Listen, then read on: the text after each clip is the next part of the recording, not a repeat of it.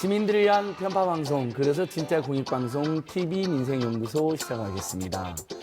국민 여러분, 오늘이 지구의 날로 지정된 지 50주년이 되는 날입니다. 오늘 지구의 날 기억하고 계시죠? 8시에는 전등을 끈 행사도 있더라고요. 빙하가 녹고 생태가 파괴되고 미세먼지가 가득해지고 그동안 지구가 말 그대로 정말 몸살을 앓고 있었는데요.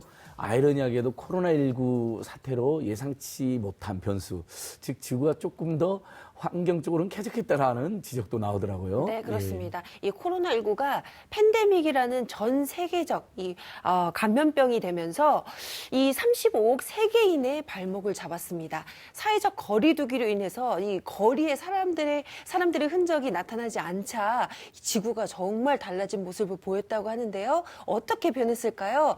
박찬민 연구원이 준비했다고 합니다. 박찬민 연구원. 네, 자, 지금 보시는 이 영상은 이 방송 직전 지구의 실시간 대기 상황입니다. 쉬지 않고 돌고 도는 지구. 이렇게 돌고 돌다 훼손된 환경도 자연적으로 돌아오면 얼마나 좋을까요? 그런데 코로나19로 자연에 놀라운 변화가 생겼습니다. 무엇이 얼마나 달라졌을지 궁금하시죠? 지금부터 함께 보시죠. 미국 항공우주국 나사에서 분석한 중국 전역의 이산화질소 오염도입니다. 지난 1월 이산화질소 농도가 중국 전역을 뒤덮고 있는데요. 코로나19로 사람들의 통제가 이루어지고 공장 가동이 멈춘 2월, 일부 지역을 제외하고 맑아진 대기질을 눈으로 확인하실 수가 있었습니다. 이런 변화 중국뿐만이 아닙니다. 세계 최악의 미세먼지 국가로 꼽히는 인도인데요. 지난달이죠. 3월 25일 국가 봉쇄령이 내려지고 난 후 단 3일 만에 수도 뉴델리의 모습 한번 보시죠. 지난해 8월 18일 이후 처음으로 공기질이 좋음 지수를 보였다고 합니다. 여름 이외의 계절에 좋음 수준의 대기질이 관측된 것은 사상 처음 있는 일이라고 하네요. 또 세계적인 관광지 이탈리아 베네치아는 어떨까요? 지난달 9일 이후 한 달 넘게 전국이 이동 제한되면서 세계인들의 관광도 막혀버렸죠. 그랬더니 자, 보이십니까? 베네치아를 중심으로 에메랄드빛 바다가 선명해진 모습. 베네치아의 대표적인 이동수단인 곤돌라 운행이 중단되면서 골목 앞 수질도 이렇게 깨끗해졌습니다. 세계 곳곳에는 집에 갇혀있는 사람들 대신에 도심을 누비는 동물들의 모습이 속속 포착되고 있습니다. 봉쇄 조치를 시행한 27개국의 초미세먼지가 평균 9% 감소한 것으로 파악되고 있는데요. 이렇게 공기와 물이 깨끗해진 반면 커다란 골칫거리가 우리도 모르는 사이 이 몸집을 불리고 있습니다. 바로 코로나19 감염 확산을 막기 위한 노력들이 불러올 후폭풍, 쓰레기 대란인데요. 오늘 민생연구소에서 집중 연구해봅니다.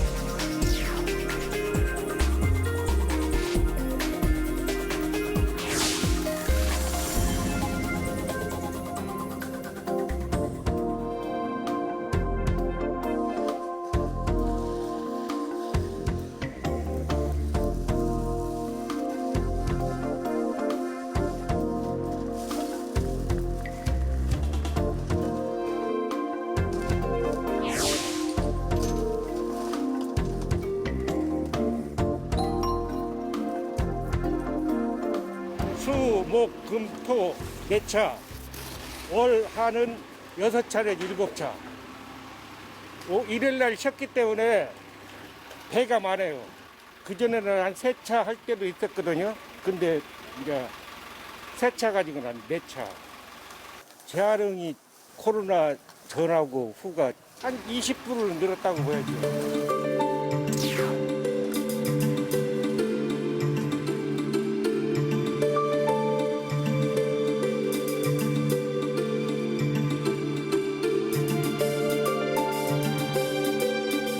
가까이 걸립니다.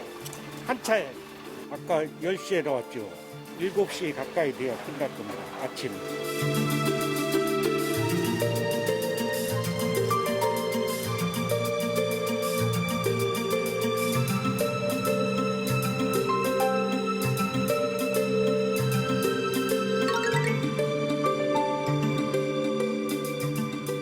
예를 들어서 음식물 섞인 집도 있고 보면 현장에서 볼 때는 아직 주택은 아파트 같이는 안 되는 것 같은데.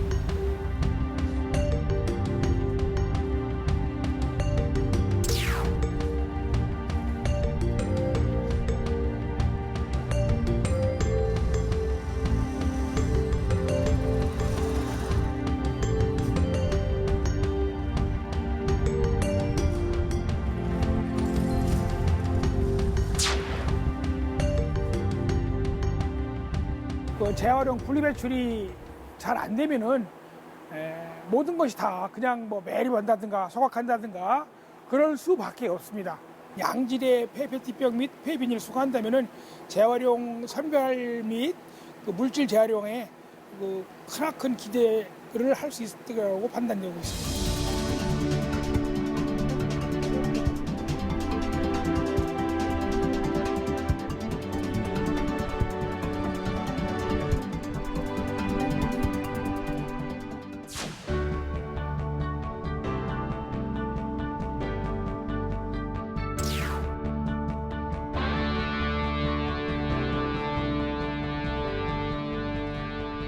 그 재활용 쓰레기 발생량이 약 86톤 정도 저희들이 그 계측을 하고 있습니다. 그 재활용률은 어떻게 돼요? 혹시? 재활용률은 뭐 잘 보시다시피 우리 관계자분들이 열심히 선별을 해서 45%에서 50% 가량 재활용이 되고 있습니다.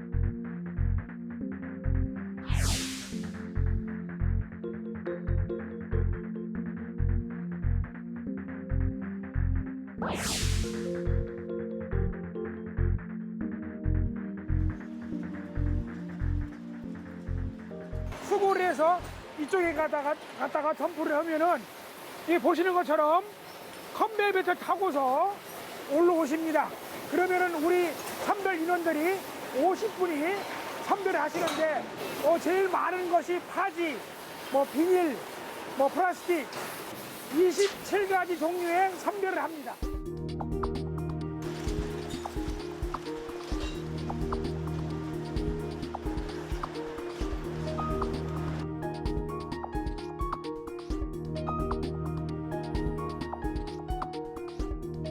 이런 것도 재활용 어렵습니다. 그럼 이런 것도 사실 그거죠. 그냥 음식물 그 일회용 잡은 거죠? 비닐 장갑인데요. 김장 같은 거 하시고 예. 요거는 그런 것도 네. 재활용 안 됩니다. 그냥 종량제 봉투에 버리셔서 하시는 것이 맞는 것 같아요. 이것도 마찬가지. 특히나 이 컵라면 용기인데요. 요거는 사실 그 뭐 재활용한다 가능하다고 써는 왔는데 요 내용물을 잘 세척을 해야만이 가능한 겁니다. 이런 거는 요런 경우에는 우리 시민들께서 아주 잘못 배출하신 재활용품 중에 하나가 되겠죠. 아이고 이게 보시면은 이렇게 음식물이 다 들어있는 거예요. 근데 이게 뚜껑이 닫혀 있어서 다행히 뚜껑이라도 열려 있었으면 완전 다른 것도 그렇습니다. 다른 재활용을 다 망치기 때문에 이런 거는 아주 극히 지양해야 할 사항이죠. 내용물을 100% 버리고 내부와 외부를 세척한 다음에 배출해 주셔야만이 재활용이 100% 가능한 겁니다. 이거 대박이다. 이거 은박지인데요. 우리 시민들께서 이걸 재활용품이라고 내놓으셨는데 제가 뭐라고 말씀드리기가 좀 그렇네요. 부끄럽습니다. 이런 경우에는 종량제 봉투에 넣어서 배출해 주시고 부끄럽습니다만서도 참 보기가 안 좋네요.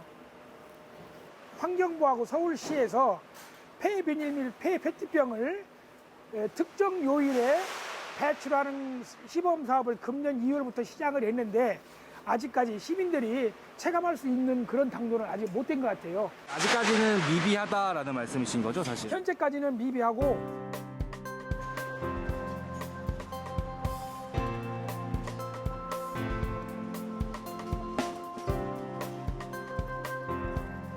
일부 그 몰지각한 시민들께서 재활용 쓰레기 안에다가 음식물을 혼합 배출하다 보니까 재활용률이 현격히 떨어지는 경우가 종종 있습니다. 우리 시민들께서는 최근 뭐 코로나19로 어려운 경우는 뭐 있지만서도 우리 정부 시책에 적극 참여를 좀 해주시고 특히 폐 비닐 및 폐 페트병 수거 작업에 적극적으로 동참해 주시면은 자원 선순환에 앞장설 수가 있다고 감히 말씀드리고 싶습니다.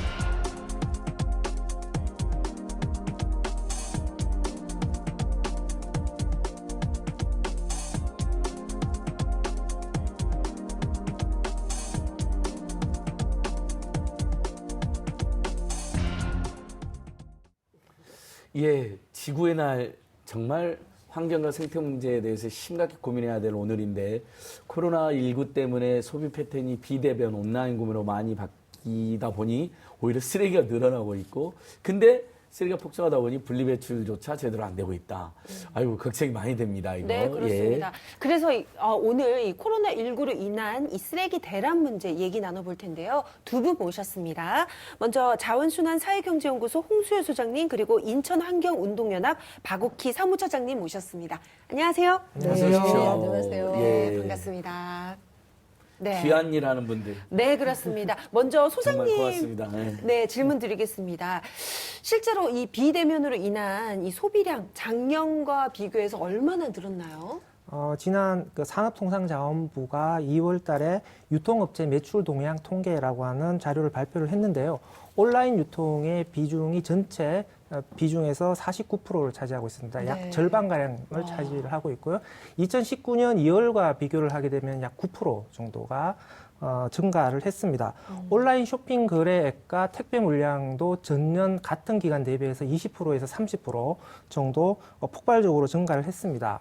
올해 2월 달에 그 택배 물량을 보게 되면 약 2억 4천만 박스가 거래가 되었다라고 합니다. 이게 택배 물량이 폭증하는 시기가 1월 그 설날이 끼어 있는 명절이거든요. 그러니까 2월, 3월 달에 그 물량이 설날 있는 그 달과 거의 같은 수준이고요. 전년하고 비교를 해보게 되면은, 그러니까 30%가 이게 증가를 하는 것이죠. 즉 폭발적으로, 비정상적으로 물량이 증가했다라고 볼 수가 있고요. 뭐 배달 음식 같은 경우에도 뭐 저희 집만 하더라도 애들하고 지금 같이 집안에 갇혀 있다 보니까 예. 평소보다 한 3배 정도 많이 시켜 먹는 것 같아요. 맞아요. 그리고 네. 배달 음식 보면 전부 다 일회용품이잖아요. 맞아요. 요즘은 이제 그 그릇 수거도 안 하시더라고요. 아무래도 이제 배달 수요를 줄이기 위해서 그러고 그것을 일회용품으로 대체하고 있는데 볼 때마다 이거 걱정이 많거든요. 네. 박호기 사무처장님, 네네. 실제로 주문량이 급증한 물건들 지금 온라인 쇼핑이 뭐 50% 가까이 되고 있는데 그 중에서도 주문량이 급증한 물건 보면 그게 쓰레기를 많이 배출하는 거라면서요. 네, 맞습니다. 네. 지금 뭐 통계적으로 이제 통계청 발표에 따르면 그러니까 작년 2월 대비해서 올 2월에 그러니까 가장 많이 증가된 품목이 무엇인가를 봤더니 농축수산물의 증가량이 상당히 증가가 된 걸로 이제 발표가 났습니다. 네. 근데 이제 농축산물 같은 경우는 신선도를 유지하는 게 제일 중요하잖아요. 그러다 보니까 그 안에 있는 물품들을 박스 안에서 또 패킹해서 싸고 또 싸고 그다음에 망가지지 않게 또 스티로폴에 또 씌우고 예. 이러면서 나오는 쓰레기 문제들이 있기 때문에 재활용품에 관한 어떤 증가 문제는 당연하게 올 수밖에 없는 그런 상황으로 지금 예측되고 있습니다. 네. 평소에 사실 농수산물 같은 경우는 가까운 마트나 재래시장을 이용하는데 이게 외출을 못하다 보니까 이렇게 많이 택배를 이용하신 것 같은데 정부가요, 이 작년 11월입니다. 일회용품 함께 줄이기 캠페인을 벌였는데 이 코로나 때문에 일회용품 규제가 조금 완화됐다라고 한시적으로 풀렸다라고 얘기를 들었습니다. 상황이 어떤지 궁금한데요. 네, 사무처장님. 네네. 그러니까 뭐냐면 코로나19 상황 때문에 개인위생이라고 하는 것들이 좀 강조가 되어지면서 부분적으로 일회용품에 관한 사용들이 한시적으로 좀 허용이 되어졌습니다. 네. 뭐 그거는 뭐 환경부 고시 내용들에 따르면 어찌됐든 재난이나 이런 문제가 발생을 했을 때 그런 기본법에 의해서 그 지자체 자체에게 이런 것들을 좀 완화시킬 수 있는 부분들을 준 어떤 권한이라고 좀 보면 될 것 같습니다. 그러다 보니까 이제 올해 2월 상황들이 지금 급박하게 돌아가고 심각해진 상황에서 뭐 각각의 카페라든가 또는 식당 같은 경우는 부분적으로 일회용품에 관한 규제가 한시적으로 허용이 됐다라고 보시면 될 것 같습니다. 네. 네. 아, 코로나19 사태 정말 일파만파입니다. 뭐 우리 국민들께서는 재난 기본소득 100%로 줘야 된다, 뭐 이런 거 이제 관심 있는 와중에 쓰레기가 이렇게 막 늘어나는데, 홍실장님 뭐 쓰레기 문제 이제 최고 전문가시니까 실제 일회용품 사용량이 막 늘어나고 나왔나요? 통계 같은 것도 있나요? 어떻습니까? 정부의 공식적인 통계는 안 나왔는데요. 네. 그 카페에 매장 내 사용된 일회용 컵을 수거하는 업체가 있습니다. 네. 그 수거업체 통계에 따르면 1월 달에 수거한 컵의 양이 45톤이에요. 네. 그런데 2월 달 같은 경우에는 37톤입니다. 오히려 줄어들었어요. 그러네요. 그러니까 규제는 완화되었지만 전체 소비가 위축되면서 오히려 사업장 아예 안 내 가시니까. 사업장 내 사용되는 폐기물의 양은 줄어들었고요. 오히려 가정에 갇혀 있기 때문에 가정에서 배출되는 쓰레기 양은 20%에서 30% 이상 증가했을 걸로 보입니다. 그런데 이제 이런 추세들이 계속 가게 되면은 이제 소비가 되살아났을 때 사업장에서도 폐기물 발생량이 증가한 흐름으로 갔거든요. 예, 예. 그러니까 위생에 대한 기준만 강화되고 그 외의 모든 규제들은 완화되는 흐름으로 앞으로 가게 되면 소비가 살아났을 때 폐기물이 증가하는 이 흐름 자체를 꺾을 수가 없는 상황이 될 거라는 거죠. 앞으로가 문제가 될 거라는 거죠. 그렇군요. 소비가 살아날 때를 대비해서 일회용품을 강력히 규제해야 된다, 뭐 이런 고민이 드네요. 네, 예. 그렇습니다. 이렇게 코로나19로 인한 이 쓰레기 문제도 걱정인데 지난주 치러진 선거도 후폭풍이 아주 거셉니다. 코로나 때문에 유세는 줄었는데 이 선거 폐기물이 사상 최악이었다고 합니다. 얼마나 많은 쓰레기가 나왔을까요? 여러분 함께 보시죠.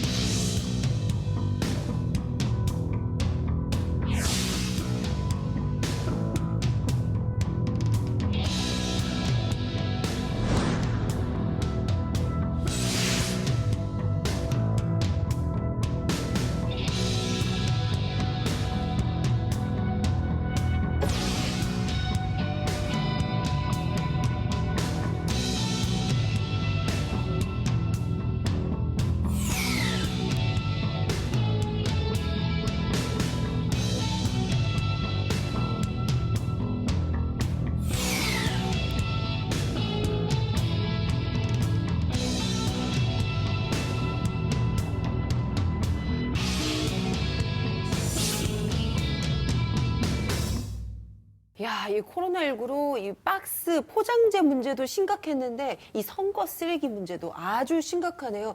사실 이 민주주의의 꽃이 바로 선거인데 이 좀 즐거운 마음도 들지만 한편으로 이런 문제가 있었다라니 참 걱정이 아니 될 수 없습니다. 또 두 분은 환경운동 하시는 분들이니까 굉장히 걱정이 많으셨겠어요. 어떠셨어요?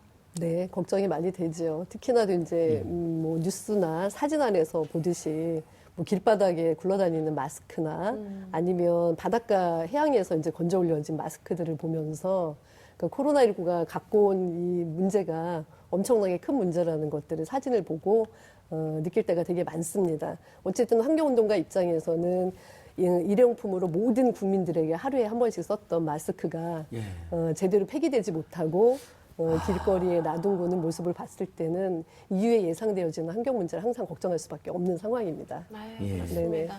홍 소장님, 그러니까 선거 참 코로나 좋은데. 사태로 일회용품 사용이 증가한 거거든요. 그런데 또 선거로 인해서 쓰레기 발생량이 증가하고 선거 때 사용되는 쓰레기는 선거 때만 사용하는 일회용 쓰레기거든요. 네. 그런데 지금 우리가 4차 산업혁명 시대에 살고 있는데 선거는 여전히 아날로그 시대에 머물러 있는 것이죠. 지금 노인분들도 다 카톡으로 대화하는 시대에 언제까지 아날로그로 벽보를 붙여야 되고 현수막을 걸어야 되고 인쇄된 공보물을 집집마다 배송을 해야 되고 이런 식의 선거 홍보 방식을 우리가 계속 끌고 가야 되는 것인지에 대해서도 앞으로 좀 고민을 해봐야 될 시기라고 봅니다. 예, 아주 좋은 지적해 주신 것 같아요. 이번에 사실 코로나 때문에 대면 선거 운동이 어려워서 많은 분들이 오히려 홍보물을 늘린 측면이 있는 것도 영향을 끼쳤는데 방금 말씀하신 것처럼 저는 벽보 같은 경우는 국민들 카톡이나 문자로 다 보내주면 안 되나요? 맞아요. 그럼 돈 하나도 안 들잖아요, 벽보는요.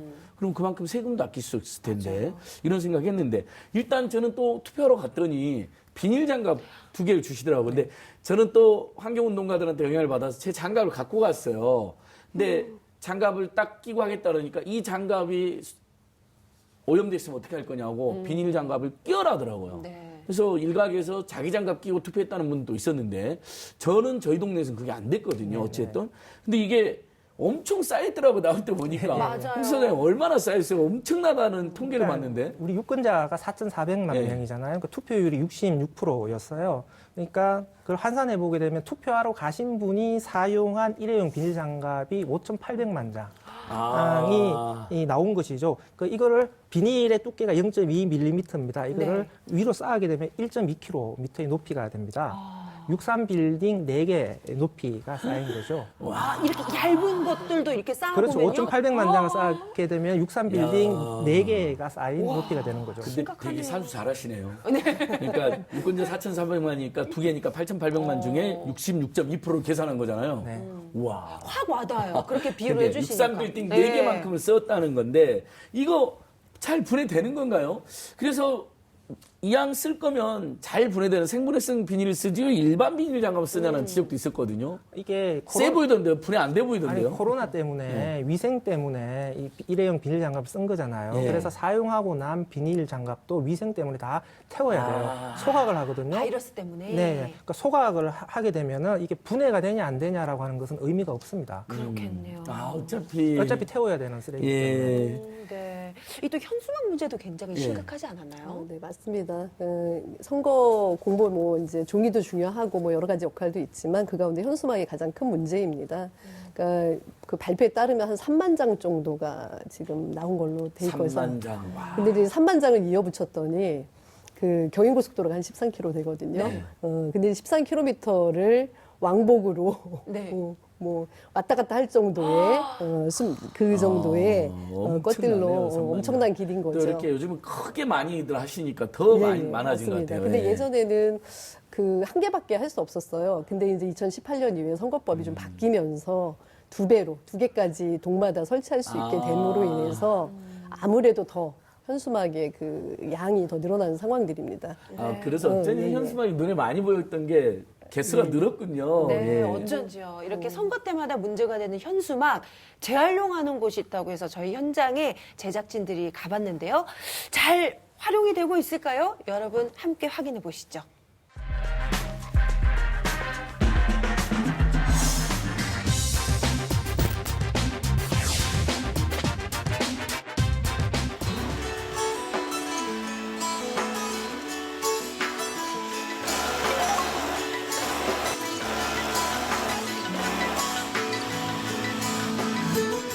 이 녹색발전소 해현수막 작업장이에요. 주로 각 구청에서 오는 현수막을 저희는 용도에 맞게 재활용하는 것이죠. 저희가 한 달에면 한 2,000장, 2톤 정도가 재활용되는 거죠.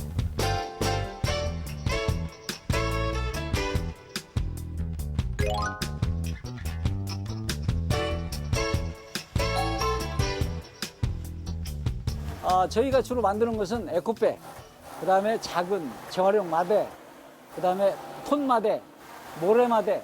여기는 뭐 뭘 특정히 만든다는 게 아니고 주문 오는 대로 다 만들어요.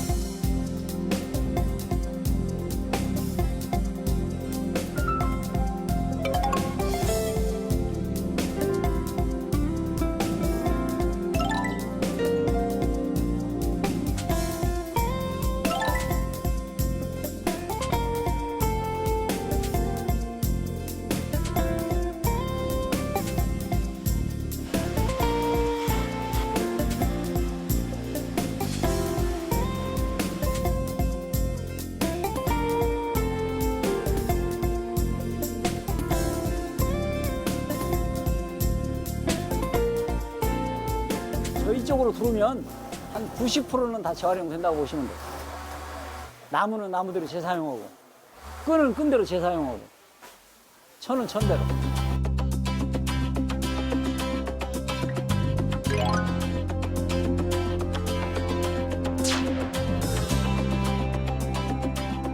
뭐 미세먼지다 이런 것들이 다 연관성 있는 거잖아요. 환경이라고 하는 것은 이것이 소각되면 미세먼지가 발생되는 거고, 이것을 재활용해서 안 만들면 좀 덜 나오는 거고. 그래서 앞으로는 자원을 조금 낭비하지 말고 재사용한다는 생각들을 많이 가져주면 더욱 좋겠고.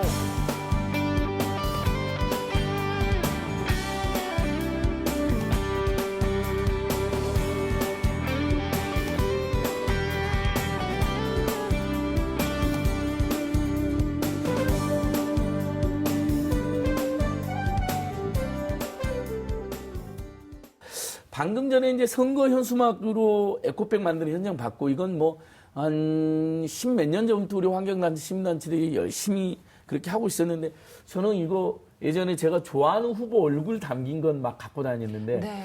좀 반대돈 후보 현수막이 오니까 조금 싫었어요. 그런 호불호가 있을 예, 수 있겠네요. 이런 문제가 있는 것 같아요. 어떨까요? 네, 그러니까요. 그래서 이게 좀 요즘에 그런 얘기도 있어요. 아니, 에코백 이제 그만 사라고. 에코백이 지금 그렇게 많이 사면 환경에 도움이 안 된다. 이런 얘기가 있을 정도인데 저희가 좀 재활용 접근 방식이 달라져야 되지 않을까라는 얘기가 나오고 있어요. 소장님 어떤가요? 그러니까 일단은 이제 남용되면 무엇이든지 다 문제가 됩니다. 그래서 일단 쓰레기는 줄이는 쪽으로 가야 되고요. 현수막 같은 경우에도 장바구니를 만들기 전에 현수막으로만 홍보한 이 낙후된 선거 문화를 빨리 고칠 필요가 있습니다. 그리고 이제 불가피하게 사용을 해야 되는 경우에는 이제 재활용을 해야 되는데 단순 재활용보다는 좀 더 가치가 높은 업사이클링, 우리말로 재활용이라고 합니다. 그러니까 재활용을 할 수 있는 방법들을 찾아서 가치 있는 재활용을 할 수 있도록 노력을 해야 됩니다. 네. 예, 아무튼 오늘 벽보이어서 현수막도 네. 없애거나 줄여보자 이런 맞아요. 제안. 아무튼 모두 스마트폰이 있으니까 문자나 카톡으로 보내주거나 텔레그램 보내주는 방법이 있을 것 같은데요. 진작에 논의해봤으면 좋겠고요. 그 2년 전에 비닐 대란이 있었잖아요, 홍 소장님. 근데 이번에 코로나19 쓰레기, 그다음에 선거 쓰레기 이렇게 되면 수거업체도 또 굉장히 고생이 심해졌을 것 같은데 어떻습니까? 아까 그런 장면도 나오긴 했는데요. 예. 일단은 올해가 2018년보다는 훨씬 더 상황이 안 좋습니다.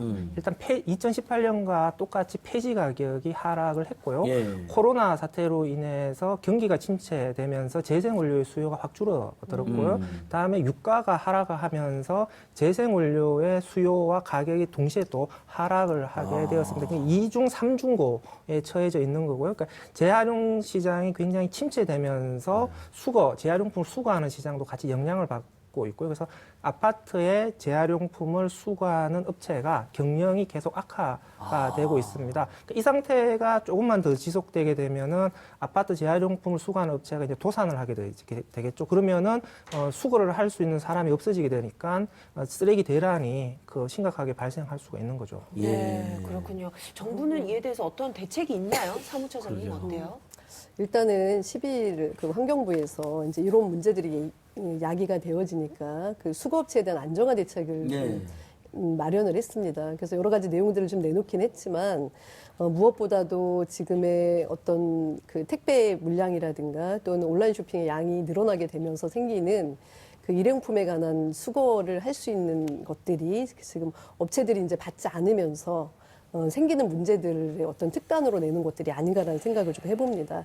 근데 일단은 중요한 거는 지금 저희는 민간 수거 체계가 훨씬 더 많은 상황입니다. 그렇기 때문에 이 코로나 상황이 만약에 지속이 된다면 그 어떤 영리적인 거를 목적으로 하는 민간 수거업체에서는 이걸 감당할 수 없다라고 보여집니다. 그렇기 때문에 환경부에서는 빨리 그 지자체별로 공공 수거 체계를 가져갈 수 있는 상황들에 관한 준비들을 해야만 지금의 어떤 계속적으로 만약에 늘어나는 그런 쓰레기 문제, 코로나로 야기되고 있는 문제들을 좀 해결할 수 있는 방법의 대안으로 가져가야 된다고 지금 보고 있습니다. 환경단체들은. 예. 저도 집에서 제가 쓰레기 재활용 담당이어서 그 요일이 정해졌잖아요. 아파트에 보면 화요일, 금요일. 그러면 쓰레기가 예전보다 많이 늘어났어요. 실제로 그게 느껴지거든요. 다 어디로 치워질까 이런 고민이 드는데 그래서 보면 지금 수도권 쓰레기 매립지 이 이슈가 있잖아요. 특히 인천이나 맞습니다. 경기도, 김포 이럴 때는 굉장히 예민한 이슈잖아요. 이 문제는 어떻게 되고 있습니까? 거의 꽉 찬 걸로 알고 있는데. 그렇습니다. 2025년에 지금 종료라고 하는 것들을 앞두고 있음에도 불구하고 2025년보다 훨씬 더 앞당겨질 수밖에 없는 지금 쓰레기가 매립되고 있는 물량 자체가 그렇기 때문에 현재적으로 문제가 되고 있지요.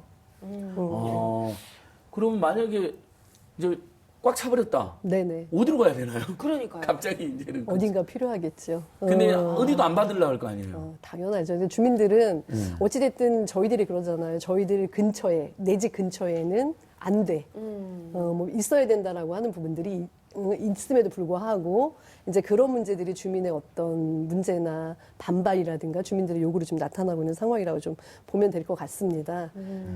근데 주민들이 그것들을 받아들일 수 있는 정말 특단의 조치라는 것들이 좀 필요하다라고 좀 보여집니다. 네. 반입 총량제인가도 있지 않나요? 맞아요. 네. 그래서 여기에 대해서도 좀 반입 총량제가 뭐 실효성이 있다 없다 뭐 이런 얘기가 있는데 반입 총량제가 무엇이고 예, 예. 이거가 좀 뭐 말 그대로 실효성이 있는 건지 여기에 대해서도 한 말씀 해주신다면요. 예, 예. 그러니까 반입 총량자라고 하는 거는 그 쓰레기 매립지가 그 어찌됐든 그 안에 2025년 이전에 채워지는 부분들을 좀 막기 위한 방법으로 올 1월부터 이제 시행이 됐던 것들이 반입 네. 총량제거든요. 쉽게 얘기하면은 전년 대비, 그러니까 작년 예를 들어 12월 기준으로 났을 때 12월 대비해서 올해 12월 기준으로 갔을 때 10% 정도를 저감해서 줄여라. 줄여라. 자, 10% 저감을 하는 것들을 지자체에 준 것인데 만약에 그 10%에 관한 부분들의 총량을 만약에 달성하지 못하게 되면 페널티를 부과하고 심하게는 5일 동안